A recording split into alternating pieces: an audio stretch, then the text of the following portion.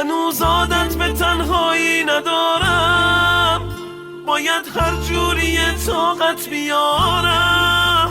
اسیرم بین عشق و بی خیالی، چه دنیای غریبی بی تو دارم. میترسم توی تنهایی بمیرم، کمک کن تا دوباره جون بگیرم. یه وقتایی به من نزدیکتر شد، دارم حس میکنم از دست میرم. نمیترسی ببینی برای دیدن تو یه روز از درد دلتنگی بمیرم.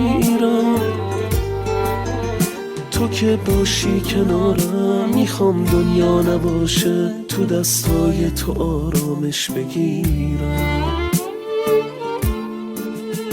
بگو سهم من از تو چی بوده غیر از این تب، کیو دارم به جز تنهایی امشب.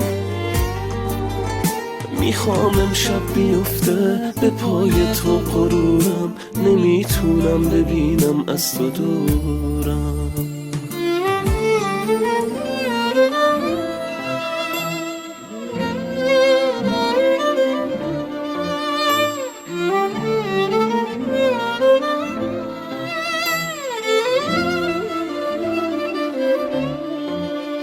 دارم تابان دلتنگیمو میدم، کنار تو به آرامش رسیدم.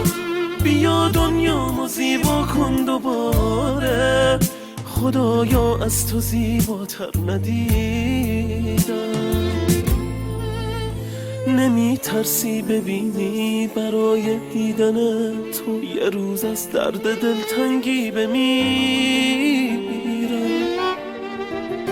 تو که باشی کنارم، میخوام دنیا نباشه، تو دستای تو آرامش بگیرم. بگو سهم من از تو چی بوده غیر از این تب، کیو دارم به جز تنهایی امشب.